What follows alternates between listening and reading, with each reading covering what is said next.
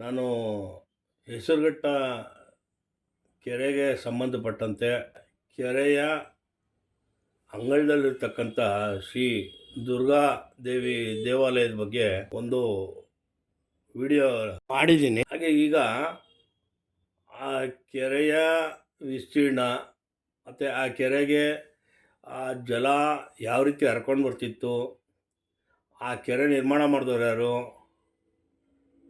ಈ ರೀತಿ ಹಲವಾರು ಇದರೊಟ್ಟಿಗೆ ಇನ್ನು ಮತ್ತಷ್ಟು ಹೆಚ್ಚಿನ ಮಾಹಿತಿಯನ್ನು ಮುಂದಿನ ವಿಡಿಯೋದಲ್ಲಿ ನಾನು ಅರ್ಥಪೂರ್ಣವಾಗಿ ಎಲ್ಲರ ಗಮನಕ್ಕೆ ವಾಸ್ತವತೆಯ ಬಗ್ಗೆ ಅರಿವು ಮೂಡಿಸುವಂಥ ನಿಟ್ಟಿನಲ್ಲಿ ಕೂಡ ನಾನು ವಿಡಿಯೋ ಮಾಡ್ತಾಯಿದ್ದೀನಿ.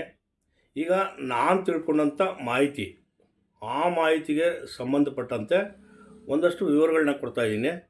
ನೋಡೋಣ ಬನ್ನಿ. ಇದು ಬೆಂಗಳೂರು ಉತ್ತರ ತಾಲೂಕಿಗೆ ಸಂಬಂಧಪಟ್ಟಂಥ ಹೆಸರುಘಟ್ಟ ಹೋಬಳಿಯಲ್ಲಿರ್ತಕ್ಕಂಥ ಒಂದು ವಿಸ್ತೀರ್ಣವಾದಂಥ ತುಂಬ ವಿಸ್ತಾರವಾದಂಥ ದೊಡ್ಡ ಕೆರೆ. ಈ ಕೆರೆ ಏನಪ್ಪ ಅಂತಂದರೆ, ಒಂದು ಕಾಲದಲ್ಲಿ ಇಡೀ ಬೆಂಗಳೂರಿಗೆ ನೀರು ಉಣಿಸ್ತಾ ಇತ್ತು. ಇದು ಅರ್ಕಾವತಿಯಿಂದ ಬರ್ತಕ್ಕಂಥ ನೀರಿದು. ಅರ್ಕಾವತಿ ಕೆರೆ ಅಂತ ಕೂಡ ಹೇಳ್ತಾರೆ ಇದಕ್ಕೆ. ಹೆಸರುಘಟ್ಟ ಕೆರೆ ಇದು. ಅರ್ಕಾವತಿ ಕೆರೆ, ಹೆಸರುಘಟ್ಟ ಜಲಾಶಯ ಅಂತ ಕೂಡ ಹೇಳ್ತಾರೆ. ಈ ನದಿಗೆ ನೀರು ಬರ್ತಕ್ಕಂಥದ್ದು ಉಗಮ ಸ್ಥಾನ, ನದಿಯ ಉಗಮ ಸ್ಥಾನ ಈ ಕೆರೆಗೆ ಬರ್ತಕ್ಕಂಥದ್ದು ಚಿಕ್ಕಬಳ್ಳಾಪುರ ಜಿಲ್ಲೆ ನಂದಿ ಬೆಟ್ಟದಿಂದ ಬರ್ತಕ್ಕಂಥದ್ದು. ನದಿಯ ಪಾತ್ರದ ಒಳಹರಿವು ಎಷ್ಟೈತೆ ಅಂತ ತಿಳ್ಕೊಳ್ಬೇಕಂದ್ರೆ 73.84 ಕಿಲೋಮೀಟರ್. ಅಂದರೆ ಈ ಮಟ್ಟದ ಒಂದು ವಿಸ್ತೀರ್ಣ ಇರತಕ್ಕಂಥದ್ದು, ಒಳಹರಿವು ಅಲ್ಲಿಂದ ಹರ್ಕೊಂಡು ಬರುವಂಥದ್ದು. 1994 ಇಸ್ವಿಯಲ್ಲಿ ನಿರ್ಮಾಣವಾದಂಥ ಕೆರೆ ಇದು. ಆ ದಿನಗಳಲ್ಲಿ ಇಡೀ ಬೆಂಗಳೂರಿಗೆ ಇದು ಒಂದೇ ಕೆರೆ ಜೀವಜಲವಾಗಿತ್ತು, ಜೀವನಾಡಿಯಾಗಿತ್ತು. ಆಗಿನ ಕಾವೇರಿ ನದಿಯ ಒಂದು ಪಾತ್ರ ಬೆಂಗಳೂರಿಗೆ ಬಂದಿರಲಿಲ್ಲ. ಆ ಸಂದರ್ಭದಲ್ಲಿ ನಾನು ಹೇಳ್ತಾ ಇರ್ತಕ್ಕಂಥದ್ದು 2005ವರೆಗೂ ಬೆಂಗಳೂರಿನಲ್ಲಿ, ಅಂದರೆ ಒಂದು ಅಂದಾಜು ಹೆಸರುಘಟ್ಟ ಕೆರೆನೇ ಬೆಂಗಳೂರಿಗೆ ನೀರು ಕುಡಿಸ್ತಾ ಇದ್ದು. ಹಾಗೆ ಇಲ್ಲಿ ಮಾಗಡಿಯಲ್ಲಿ ಒಂದು ಕೂಟ್ಲ ಕೆರೆ ಅಂತ ಇತ್ತು. ಹೆಸರುಘಟ್ಟದಲ್ಲಿ ನೀರಿಲ್ಲ ಅಂದರೆ ಕೂಟ್ಲ ಕೆರೆದು ನೀರು ತಗೊಂಬಂದು ಬಿಡ್ತಿದ್ರು. ಎರಡೂ ಕಡೆದು ನೀರು ಬೆಂಗಳೂರನ್ನ ಕಾಪಾಡ್ತಾ ಇತ್ತು. ನಮ್ಮ ಕೆಂಪೇಗೌಡರು ಒಂದು ಕಾಲದಲ್ಲಿ ಏನು ಕೆರೆಗಳನ್ನ, ಅಣೆಕಟ್ಟುಗಳನ್ನ, ಇನ್ನೊಂದನ್ನ ಮತ್ತೊಂದನ್ನ ಎಲ್ಲ ಯಾವ ರೀತಿ ನಿರ್ಮಾಣ ಮಾಡೋರು ಅನ್ನೋದಕ್ಕೆ ಒಂದೊಂದೇ ಸಾಕ್ಷಿ. ಹಾಗೆ ಇದರೊಟ್ಟಿಗೆ ನಾವು ನಿಜವಾಗ್ಲೂ ತಿಳ್ಕೊಳ್ಬೇಕಾಗಿರ್ತಕ್ಕಂಥದ್ದು ಭಾಳ ಒಂದು ಒಳ್ಳೆಯ ವಿಚಾರ ಅಂತಂದರೆ, ನಮ್ಮ ಮೈಸೂರು ಮಹಾರಾಜರು ನಾಲ್ಮಡಿ ಕೃಷ್ಣರಾಜೇಂದ್ರ ಒಡೆಯರಾಗಿರಲಿ, ಮುಮ್ಮಡಿ ಕೃಷ್ಣರಾಜೇಂದ್ರ ಒಡೆಯರಾಗಿರಲಿ, 1ನೇ ಜಯಚಾಮರಾಜೇಂದ್ರ ಒಡೆಯರಾಗಿರಲಿ, ಹೀಗೆ ಈ ರಾಜವಂಶಸ್ಥರು ಏನಿದ್ರು, ಮೈಸೂರಿನ ರಾಜವಂಶಸ್ಥರು, ಅವರು ಪ್ರತಿಯೊಂದು ಜಾಗದಲ್ಲೂ ಒಂದೊಂದು ಕೆರೆಗಳನ್ನ ನಿರ್ಮಾಣ ಮಾಡ್ತಿದ್ರು. ಆ ರೀತಿ ನಿರ್ಮಾಣ ಮಾಡ್ತಾ ಇದ್ದಂತಹ ಒಂದು ಸ್ಥಳ ಕೂಡ ಈ ಒಂದು ಹೆಸರುಘಟ್ಟ ಕೆರೆ ಅಂತ ಕೂಡ ಹೇಳ್ಬೋದು. ಆ ಒಂದು ಅವರ ಒಂದು ಕೆಲಸ ಕಾರ್ಯಗಳಲ್ಲಿ ಈ ಭಾಗವು ಒಂದು.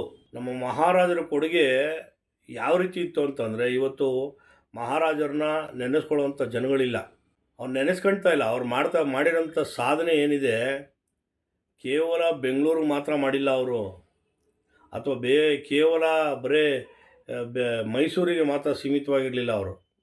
ನಮ್ಮ ಮೈಸೂರು ಮಹಾರಾಜರು ಇಡೀ ಕನ್ನಡ ನಾಡಿನ ವಿಸ್ತೀರ್ಣ ಉದ್ದಗಲಕ್ಕೂ ಅವರ ಶಕ್ತಿಯಾನುಸಾರ ಎಲ್ಲವನ್ನ ಜನೋಪಯೋಗಿ ಕಾರ್ಯಕ್ಕಾಗಿ ಮಾಡ್ಕೊಳ್ತಾ ಬಂದಿರತಕ್ಕಂಥದ್ದು ಒಂದು ಇತಿಹಾಸ. ಈ ಒಂದು ಇತಿಹಾಸದ ಪುಟಗಳನ್ನು ತಿರುವಿ ಹಾಕಬೇಕು, ಆಗಾಗ ನೆನೆಸ್ಕೊಳ್ಬೇಕು. ಭಗವಂತ ನಿಜವಾಗಲೂ ನಮ್ಮನ್ನು ಕಾಪಾಡ್ತಾನೆ. ಯಾಕೆಂದರೆ ಅವತ್ತು ಭಗವಂತನ ರೂಪದಲ್ಲಿ ಮೈಸೂರು ಮಹಾರಾಜರು ಇಡೀ ಒಂದು ಬೆಂಗಳೂರು ನಗರ ಆಗಿರಲಿ, ಮೈಸೂರು ನಗರ ಆಗಿರಲಿ, ಮತ್ತು ಸುತ್ತಮುತ್ತ ಇರ್ತಕ್ಕಂಥ ತುಮಕೂರು, ರಾಮನಗರ, ಇನ್ನೊಂದು ಮತ್ತೊಂದು, ಈ ಎಲ್ಲ ಅಂದಿನ ಮೈಸೂರು ಸಾಮ್ರಾಜ್ಯ ಎಷ್ಟು ವಿಸ್ತಾರವಾಗಿತ್ತೋ ಅಲ್ಲಿವರೆಗೂ ತಮ್ಮ ಕಾರ್ಯವ್ಯಾಪ್ತಿಯನ್ನು ವಿಸ್ತರಿಸಿದ್ರು ಅಂತ ಹೇಳಿದ್ರೆ ತಪ್ಪಾಗಲಾರದು. ಈ ಕೊಡುಗೆ ಇವ್ರದ್ದು ಎಲ್ಲೆಲ್ಲೂ ಇದೆ, ಮೈಸೂರು ಮಹಾರಾಜರದು. ಇಲ್ಲಿ ಜಲಾಶಯದ ವಿಸ್ತೀರ್ಣ ಬಂದು 1110 ಎಕರೆ ಐತೆ. ಇದು ಅಷ್ಟು ದೊಡ್ಡ ಜಲಾಶಯ ಇದು. ಅಂದರೆ ಬೆಂಗಳೂರು ನೀರು ಉಣಿಸ್ತಾ ಇತ್ತು ಅಂತಂದರೆ ಈ ದೊಡ್ಡ ಜಲಾಶಯ ಬೇಕೇ ಬೇಕಿತ್ತು. ನೀರಿನ ಆಳ ಬಂದು ಈ ಕೆರೆಯ ಆಳ 72 ಅಡಿ ಇದೆ ಡೀಪು, ಅಂದರೆ 3/4 TMC ನೀರು ಲೆಕ್ಕಕ್ಕೆ. ಆಮೇಲೆ ಇದು ನೀರಿನ ಸಂಗ್ರಹಣೆ ಮಾಡ್ತಕ್ಕಂಥ ಪಾತ್ರ ಎಷ್ಟು ಸಂಗ್ರಹಣೆ ಮಾಡುತ್ತೆ ಅನ್ನೋವಂಥದ್ದು 9,97,000 ಘನ ಅಡಿಗಳು. ಅಂದರೆ ಆವತ್ತಿನ ಕಾಲಕ್ಕೆ ಅಡಿ ಅಂತಂದರೆ ಇವತ್ತು ಅದನ್ನು 14 ಇಂಚು ಅಂತ ಹೇಳ್ಬೋದು ಆ ಮಟ್ಟದಲ್ಲಿ. ಬಟ್ ಇವತ್ತು 12 ಇಂಚಿಗೆ ಒಂದು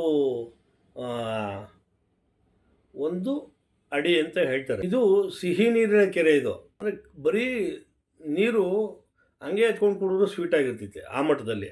ಈ ಬೆಂಗಳೂರಿನ ಹೆಸರುಘಟ್ಟ ಕೆರೆ ಬಂದು ಮಲ್ಲೇಶ್ವರ, ಜಾಲಹಳ್ಳಿ ವಿಲೇಜು, ವಾಯುಸೇನಾ ತರಬೇತಿ ಕೇಂದ್ರಕ್ಕೆ ಸಿಹಿ ನೀರು ಒದಗಿಸಿತ್ತು.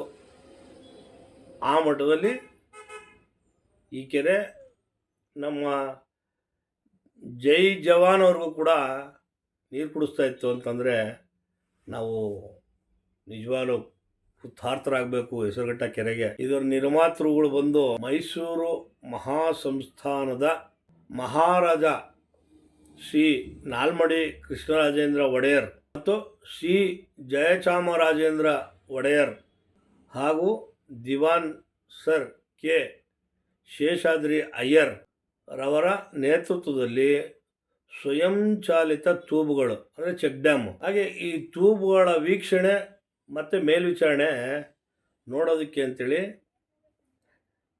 ಸರ್ ಎಂ ವಿಶ್ವೇಶ್ವರಯ್ಯನವರು, ಆಗಿನ ಕಾಲದ ಟೆಕ್ನಿಕಲ್ ಇಂಜಿನಿಯರ್ ಅವರು. ಅಂದರೆ ಅವರು ಪ್ರತಿಯೊಂದರಲ್ಲೂ ಅವರು ಮಾಡಿರ್ತಕ್ಕಂಥ ಸಾಧನೆ ಇವತ್ತು ನಾವೆಲ್ಲ ನೋಡಿಬಿಟ್ರೆ ಇಡೀ ಪ್ರಪಂಚದಲ್ಲಿ ಇವರು ಸರಿಸಮವಾಗಿ ನಿಂತಂಥ ಯಾವುದೇ ಅಭಿಯಂತರರು ಕೂಡ ಇಲ್ಲ. ಅವರೆಲ್ಲರೂ ವಿಶ್ವೇಶ್ವರಯ್ಯನವರ ಕೆಳಗಡೆ ಬರ್ತಾರೆ ಅಂತ ಹೇಳಿದ್ರೆ ತಪ್ಪಾಗಲಾರ್ದು. ಆ ಒಂದು ಟೆಕ್ನಾಲಜಿ ಇತ್ತು, ಬುದ್ಧಿವಂತಿಕೆ ಇತ್ತು ಅವ್ರಿಗೆ. ಅವರು ಆಗಮಿಸಿ ಇವೆಲ್ಲರ ಮೇಲ್ವಿಚಾರಕರಾಗಿ ಗಮನ ಹರಿಸಿದ್ರು. ಹಾಗೆ ಈ ಜಲಾಶಯದ ನಿರ್ಮಾಣ ಮಾಡುವಂಥ ಕಾಲದಲ್ಲಿ ಕಾರ್ಮಿಕರಿಗೆ ದಣಿವಾರಿಸಿಕೊಳ್ಳುವ ಸಲುವಾಗಿ ಈ ತಾಯಿ ದುರ್ಗಾದೇವಿ ಏನಿದಾರಲ್ಲ ಅಲ್ಲಿ ಒಂದು ತೋಡೋರು, ಒಂದು ಬಾವಿ ಥರ. ಆ ಸಂದರ್ಭದಲ್ಲಿ ಆ ಕೆರೆಯಲ್ಲಿ ದೊರೆತಂಥ ಶಿಲೆಯ ಒಂದು ಕೆತ್ತನೆಯ ರೂಪ, ಅಂದರೆ ಅಲ್ಲೊಂದು ಕಲ್ಲಿನಲ್ಲಿ ಕೆತ್ತಿರ್ತಕ್ಕಂಥ ಒಂದು ಶಿಲೆ ಸಿಕ್ತು. ಅದೇ ಈಗಿನ ತಾಯಿ ದುರ್ಗಾದೇವಿ ದೇವಸ್ಥಾನ, ಆದಿಶಕ್ತಿ ದೇವಸ್ಥಾನ. ಇದನ್ನು ಇಲ್ಲಿ ಒಂದು ದೇವಾಲಯವಾಗಿ ಮಾರ್ಪಾಟು ಮಾಡಿ, ಅವತ್ತು ಚಿಕ್ಕ ಗುಡಿಯಾಗಿತ್ತು, ಇವತ್ತು ದೊಡ್ಡ ಗುಡಿಯಾಗಿದೆ. ಈ ಹಿಂದೆ ನಾನು ಆಲ್ರೆಡಿ ಈ ಒಂದು ವಿಡಿಯೋ ಮಾಡಿದ್ದೀನಿ, ಆ ಗುಡಿಯನ್ನು ತೋರಿಸಿದ್ದೀನಿ. ಈಗ ಮತ್ತೊಮ್ಮೆ ಆ ಗುಡಿಯನ್ನು ಒಂದು ಸ್ವಲ್ಪ ನೋಡಿ ಬರೋಣ, ವೀಕ್ಷಣೆ ಮಾಡಿ ಬರೋಣ. ಇದು ತಾಯಿ ದುರ್ಗಾದೇವಿ ಸನ್ನಿಧಾನ. ಈ ಕೆರೆಯಲ್ಲಿ ಬರೆದಂಥ ತಾಯಿಯ ಶಿಲೆಯನ್ನು ಇಲ್ಲಿ ಪ್ರತಿಷ್ಠಾಪಿಸಿ ದೇವಾಲಯವನ್ನು ಹೆಸರುಘಟ್ಟ ಸುತ್ತಮುತ್ತಲ ಗ್ರಾಮಸ್ಥರು ಕೂಡ ಸೇರಿ ನಿರ್ಮಿಸಿದ್ದಾರೆ. ಇದು ನೋಡಿ, ಇದು ಬೆಂಗಳೂರಿಗೆ ಜೀವನಾಡಿಯಾಗಿದ್ದಂತಹ ಹೆಸರುಘಟ್ಟ ಕೆರೆ. ಬೆಂಗಳೂರಿಗೆ ಇದುವೇ ಜೀವಜಲ. ಅಂದಿನ ದಿನದಲ್ಲಿ ಈ ಕೆರೆ ಆರಂಭವಾದಾಗಲಿಂದಲೂ ಬೆಂಗಳೂರಿಗೆ ನೀರು ಉಣಿಸಲು ಇದ್ದದ್ದು ಆಸರೆ.